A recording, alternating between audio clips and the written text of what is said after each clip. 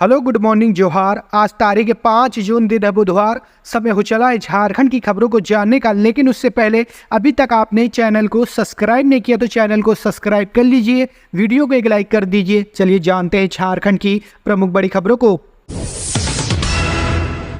झारखंड के 9 जिलों में आज चलेगी लू। हीट वेव को लेकर येलो अलर्ट। तापमान होगा 40 डिग्री के पार। मौसम विज्ञान केंद्र के अनुसार 5 और 6 जून को यानी कि आज और कल गढ़वा, पलामू, चतरा, लातेहार, लोहरदगा, रांची, रामगढ़, कोडरमा, हजारीबाग जिले में हीट वेव को लेकर येलो अलर्ट जारी किया गया है। 7 जून को संथाल और कोल्हान के कुछ हिस्सों को छोड़कर पूरे राज्य में अलर्ट की स्थिति हो सकती है। यहाँ हीट वेव चल सकती है। तापमान 40 डिग्री के पार हो सकता है। मौसम विज्ञान केंद्र का पूर्वानुमान है कि 5 से 7 जून तक राजधानी रांची का अधिकतम तापमान भी 40 से 42 डिग्री सेल्सियस तक हो सकता है। 8 जून के बाद कुछ राहत मिलने के अनुमान है। मौसम विज्ञान केंद्र ने इसको लेकर अलर्ट भी जारी किया है। गांडे में जीत के बाद कल्पना सोरेन ने जोड़े हाथ। सबसे पहले कही ये बात। कल तक कल्पना सोरेन झारखंड के पूर्व मुख्यमंत्री हेमंत सोरेन की पत्नी थी। वह दिसोम गुरु शिबू सोरेन की बहू थी, यही उनकी पहचान थी। लेकिन लोकसभा चुनाव 2024 और इसी के साथ गांडे में हुए विधानसभा उपचुनाव में झारखंड की जनता ने झारखंड मुक्ति मोर्चा की नेता के रूप में उनका उदय हुआ है। एक मंजी हुई राजनेता के रूप में उन्होंने झारखंड मुक्ति मोर्चा और INDIA के चुनाव अभियान को अपने कंधों पर उठा लिया और पूरे झारखंड में घूम घूम कर अपनी पार्टी के साथ साथ पूरे गठबंधन के उम्मीदवारों के लिए प्रचार किया। आज जब गांडे विधानसभा उपचुनाव का परिणाम आया तो कल्पना सोरेन ने एक बार फिर परिपक्व राजनेता की तरह व्यवहार किया। जीत का सर्टिफिकेट लेने के बाद उन्होंने झारखंड मुक्ति मोर्चा और उसके घटक दलों के नेताओं, कार्यकर्ताओं के साथ साथ पूरे झारखंड और गांडे की जनता का आभार व्यक्त किया। उन्होंने भारतीय जनता पार्टी के विजयी सांसदों को भी शुभकामनाएं दी। राज्य में 5 सीटों पर जीत के बाद मुख्यमंत्री ने राज्य की जनता को दिया धन्यवाद। लोकसभा चुनाव के परिणाम लगभग साफ हो चुके हैं। झारखंड में इंडिया गठबंधन के 5 प्रत्याशियों ने जीत दर्ज की है। इसे लेकर मुख्यमंत्री चंपाई सोरेन ने सोशल मीडिया एक्स पर राज्य की जनता का धन्यवाद किया है। उन्होंने लिखा है कि धन्यवाद झारखंड, मात्र एक सांसद के साथ शुरू हुए इस चुनाव अभियान के बाद आपने इंडिया गठबंधन के 5 सांसद एवं एक विधायक चुनकर हम पर जो विश्वास दिखाया है उसके लिए हम लोग आपके आभारी हैं। मुख्यमंत्री ने लिखा है कि सभी विजयी प्रत्याशियों को बधाई एवं हर एक वोटर को धन्यवाद। झूठे आरोपों, अफवाहों फैलाने वाले प्रचार तंत्र एवं तमाम साजिशों को दरकिनारा करते हुए आप सभी ने इंडिया गठबंधन के प्रत्याशियों को जिस प्रकार आशीर्वाद दिया है वह हमारे लिए महत्वपूर्ण है। आप सभी के सहयोग से झारखंड के विकास एवं यहाँ की आम जनता की सेवा का यह अभियान अनावरत जारी रहेगा। आज इस प्रत्याशी चंद्र प्रकाश चौधरी और जयराम महतो के समर्थकों के बीच जमकर झड़प, पुलिस ने शांत कराया मामला। आज इस प्रत्याशी चंद्र प्रकाश चौधरी के समर्थक और निर्दलीय प्रत्याशी जयराम महतो के समर्थकों में विवाद के बाद जमकर नारेबाजी हुई। आज उम्मीदवार के कैंप में जमकर तोड़फोड़ की गई।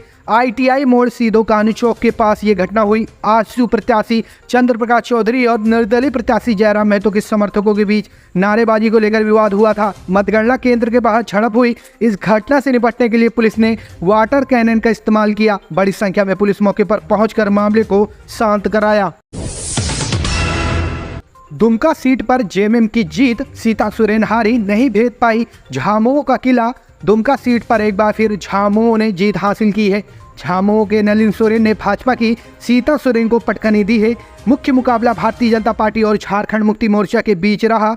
झारखंड मुक्ति मोर्चा के नलिन सोरेन को 3,67,992 मत मिले हैं। वहीं भारतीय जनता पार्टी की सीता सोरेन को 3,54,936 वोट प्राप्त हुए हैं।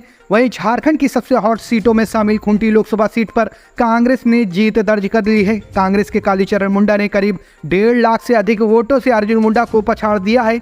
मीडिया से बातचीत में कहा है खूंटी के विकास के लिए काम करेंगे और खूंटी को बुनियादी सुविधाएं मुहैया कराना उनकी प्राथमिकता रहेगी। बात करें कोडरमा की तो कोडरमा की संसदीय सीट से NDA की भाजपा प्रत्याशी अन्नपूर्णा देवी लगातार दूसरी बार सांसद चुनी गई हैं। उन्होंने महागठबंधन के माले प्रत्याशी विनोद सिंह को बड़े अंतर से हरा दिया है।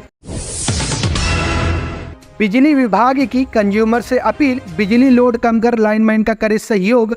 बिजली विभाग ने उपभोक्ताओं से अपील की है कि विभाग के senior electrical inspector Vijay Kumar Sinha ने कहा है कि अत्यधिक गर्मी के कारण पिछले वर्ष की तुलना में इस साल बिजली की डिमांड अप्रत्याशित रूप से 65% बढ़ गई है। डिमांड बढ़ने से ओवरलोड हो जा रहा है। सभी को बिजली मिले, इसके लिए JBVNL लाइनमैन और इंजीनियर दिन रात काम कर रहे हैं। लाइनमैन 50 डिग्री सेल्सियस तापमान पर भी लोहे के पोल पर चढ़कर लाइन ठीक कर रहे हैं। या भी आपके ही परिवार के हैं। आपसे अपील है कि ओवरलोड कम करने में इनकी मदद करें, साथ ही राष्ट्रीय हित में ऊर्जा बचाएं। सभी उपभोक्ताओं से अनुरोध है कि बिजली आवश्यकता अनुसार ही बिजली जलाएं और थोड़ा लोड कम करें। तीसरी बार मोदी सरकार देश की जनता का जनादेश बाबूलाल मरांडी। इस अवसर पर प्रदेश की जनता एवं मतदाताओं का आभार प्रकट करते हुए भाजपा प्रदेश अध्यक्ष बाबूलाल मरांडी ने कहा कि देश और प्रदेश की जनता का जनादेश सिरोधार्य है। जनता ने तीसरी बार मोदी सरकार के संकल्प को साकार किया।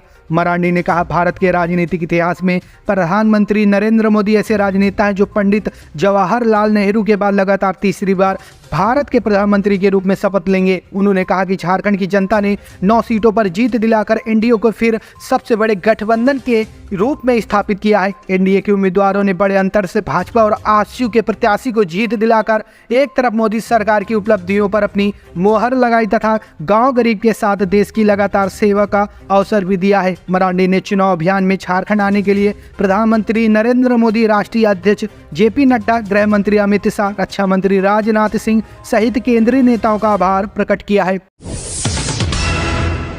भाजपा कार्यालय में शॉर्ट सर्किट से लगी आग, पाया गया काबू। प्रदेश भाजपा कार्यालय में शॉर्ट सर्किट लगने से आग लग गई, जिससे थोड़ी देर के लिए कार्यालय में अफरा तफरी का माहौल बन गया।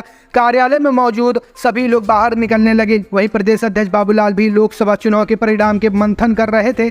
हालांकि थोड़ी देर में ही आग पर काबू पा लिया गया। इंडिया गठबंधन के देश भर में शानदार प्रदर्शन पर रांची के कांग्रेस मुख्यालय में जश्न। राजेश ठाकुर बोले, जनता ने जताया भरोसा। इंडिया गठबंधन के झारखंड समेत पूरे देश में बेहतर प्रदर्शन को लेकर प्रदेश कांग्रेस मुख्यालय में कांग्रेस नेताओं एवं कार्यकर्ताओं ने जश्न मनाया। झारखंड कांग्रेस अध्यक्ष राजेश ठाकुर ने कहा कि एग्जिट पोल एग्जिट हो गया। जनता ने जनादेश को जिस तरह से कम आंका, उसे जनता ने ध्वस्त कर दिया। राहुल गांधी ने भारत जोड़ो यात्रा और भारत जोड़ो न्याय यात्रा के दौरान देश के करोड़ों लोगों से मिले और उनकी समस्याओं को जानकर संघर्ष की पृष्ठभूमि तैयार की। उनके समस्याओं के समाधान का रास्ता निकालकर हम इस चुनाव में जनता के बीच गए। इसी का परिणाम है कि जनता ने भाजपा के नेतृत्व को नकारते हुए हम पर भरोसा कर हमें भरपूर समर्थन दिया। राजेश ठाकुर ने कहा कि झारखंड कांग्रेस प्रभारी गुलाम अहमद मीर के कुशल नेतृत्व में कांग्रेस कार्यकर्ताओं ने अपना बेहतर प्रदर्शन किया।